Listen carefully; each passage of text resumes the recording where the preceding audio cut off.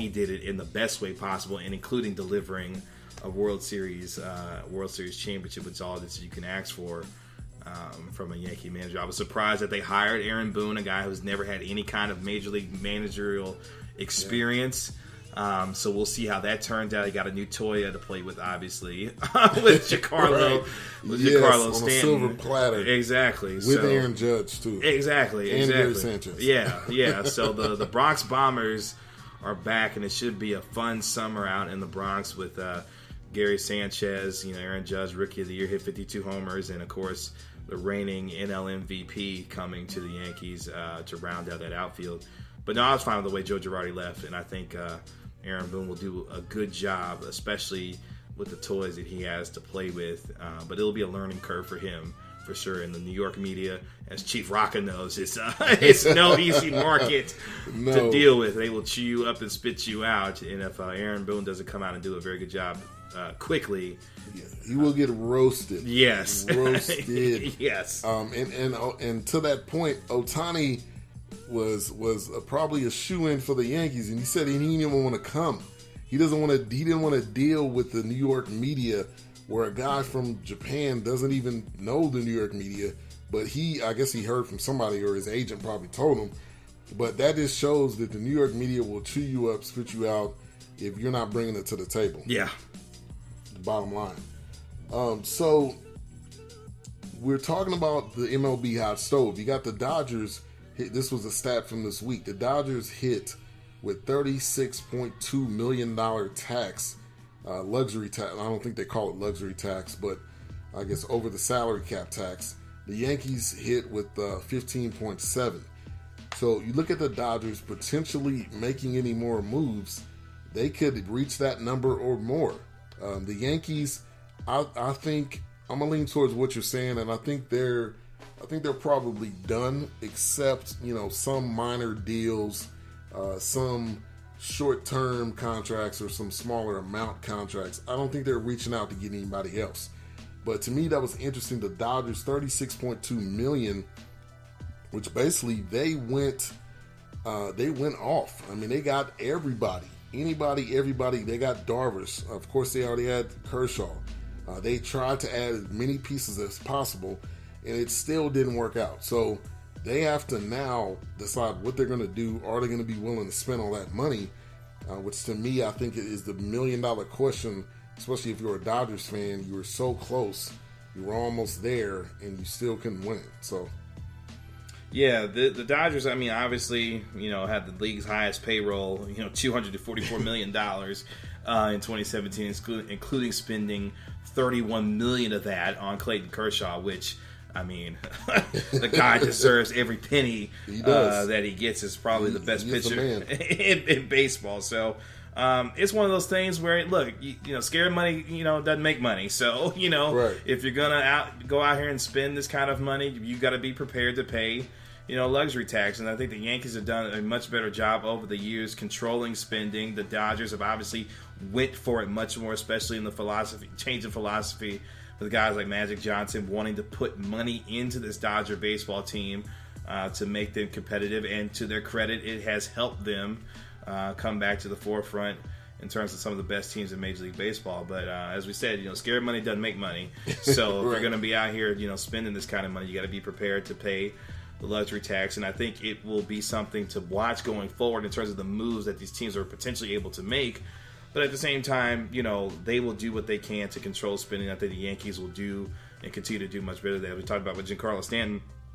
They actually did themselves a favor by spending the kind of money that they did, because they won't have to spend that kind of money when it comes to paying Bryce Harper and others in the future when it comes to these high-priced free agents. So, the luxury tax is what it is, and these teams will pay it because, they have to. So, right. I mean, they don't have a choice. Right. But they're willing to do it. Right. And I think Magic, to me, has been huge with the Dodgers. I think in the next 5 years, and it could be any one of the 5 years, I think they are going to get a World Series, because Magic, to me, he was like that missing piece that they needed to help take this organization to the next level. K3000 says, wow, very thorough, detailed analysis. You guys do your homework. We'll definitely be checking you out in the future. We appreciate that. We don't normally host this show together, but Kevin is guest hosting. check out his show, CT Sports Radio, Clutch Talk Sports Radio, Mondays and Fridays on Sports Radio America on the TuneIn app or sportsradioamerica.com. It's in the morning, 7 a.m. to 9 a.m. Central, or 8 to 10 if you're Eastern. That's right. Also, shout out to Information Man in the chat room. Happy holidays. I actually seen him in the chat room on a different show this week. So, man, I'm really appreciative of you coming in, stopping through. He says, I'm going to be following the sports show, so hit the follow, going to support. Appreciate that. I'm following you already, so I'll definitely be reaching out. So, one other player, we already talked about JD Martinez. I'm leaning towards him going to Boston. Boston hasn't made a splash yet, so they're going to make a splash. I think it's going to be him, which would then their outfit would be crazy. With obviously JD Martinez, I think Mookie Betts, Jackie Bradley. Yeah. I mean, and they have Chris Sale. I believe he's still under contract. Yeah. David Price. If the Red Sox don't, I hate to say this with you here, if the Red Sox don't win the World Series, something's wrong, because they have all the pieces in place to do it. Non-big game David Price, though. Right. Right. Yeah, some people you can call big game. He's non-big game. He just, playoffs are not his thing. Ride him throughout the regular season. When he gets to the playoffs, maybe put him in a bullpen or something. Figure that out. But Wade Davis, he's a 32-year-old closer. Likely suitors, Cubs, Nationals, Twins. I think the Cubs do need a closer. I'm going to put my bet in for the Rangers. We need a closer. Kind of like Wade Davis. He's a little bit up there in age, but when you're up there in age, the closer position is the perfect spot for you. That's where they put the old guys. They put them as a closer. That's what they did with Smoltz. That's what they did with all of these guys. So if you had to pick a team, where would you say Wade Davis would go? Yeah, Wade Davis is an interesting case. A lot of suitors looking for a guy who could obviously shut the door at the end of baseball games. I mean, the Cubs obviously could use a closer. They saw the benefit of what a closer can do, especially when they had Aroldis Chapman and helping them win their World Series a couple of years back. The Nationals, obviously a team, one of the best in baseball, one of the better starting rotations in the game, obviously still with a guy in Max Scherzer and Steven Strasburg out there.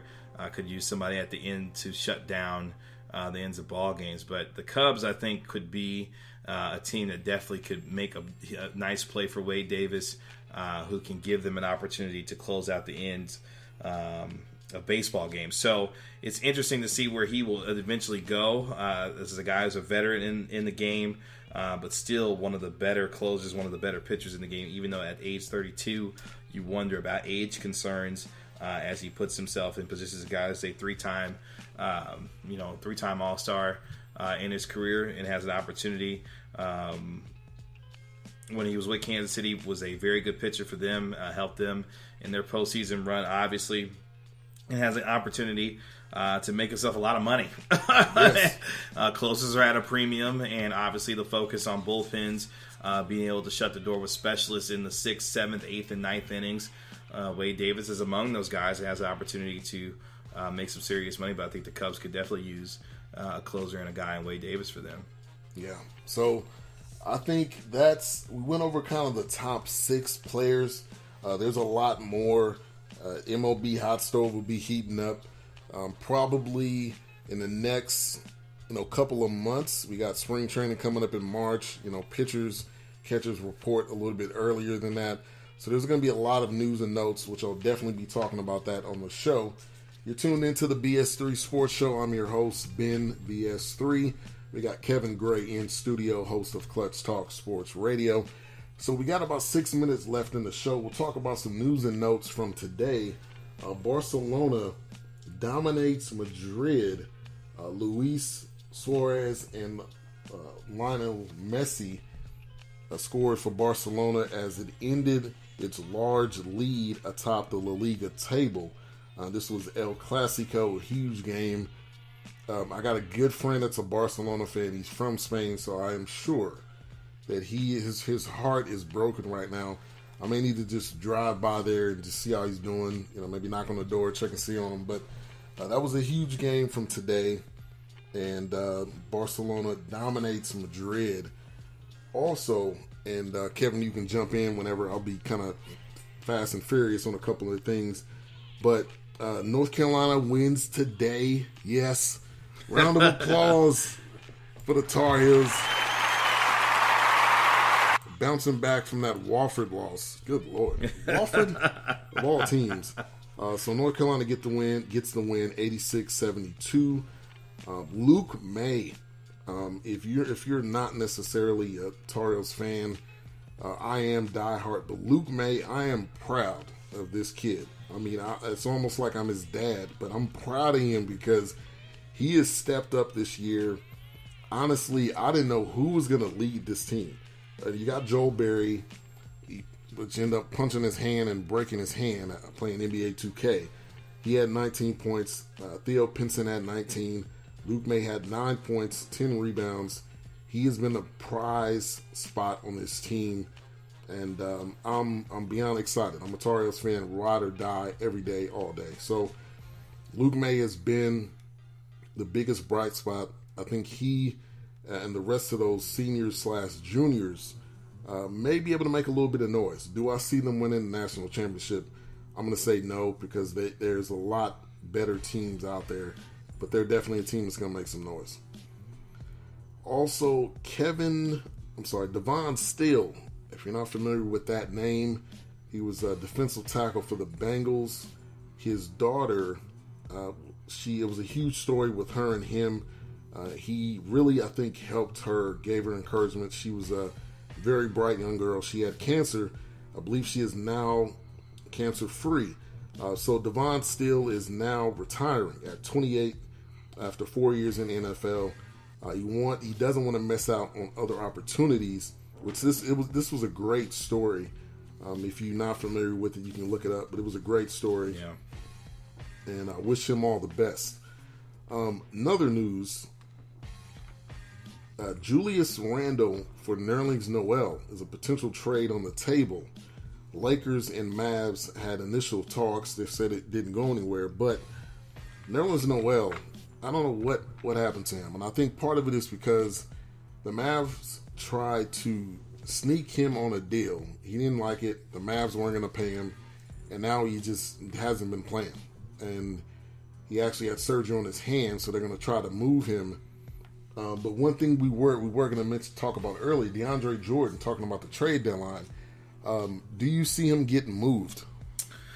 Yeah, the Clippers are in an interesting spot because Very obviously dealing with Blake Griffin and obviously Chris Paul not being there anymore. DeAndre Jordan is a very important piece for this franchise and will command a lot of attention, especially with his defensive ability to rebound and his defensive presence in the middle. So does he ultimately get moved? I'm not sure, because that asking price may be a little too high at this point. Yeah. But if the Clippers are trying to potentially start this thing over, DeAndre Jordan would be a piece that would have to be moved in order to do so. Right. I agree. I think he is going to get moved. There's a lot of potential spots, where he could go. If I had to pick one, I would almost say I think the Bucks are an intriguing spot. They have a lot of length. Jabari Parker hasn't really been healthy. You could probably put Jabari Parker on that deal straight up, and you could probably make that deal happen. But you would have somewhat of a crazy twin towers. You would have DeAndre Jordan. You would have Giannis, the Greek Freak. You got Thon Maker. They got length. They got depth. Eric Bledsoe. That could be a potential spot. Information Man with a comment in. He said the Clippers have been a team that I've watched over my long years, my 48 years of life, that they just can't get out of their own feet. They drafted number one picks over the years. They've had good players. They've seemed like they were going to be a force in the NBA over the last few years, and they just can't get over the Clipper curse that they have had It's just something that they just can't. I don't know. And I think they've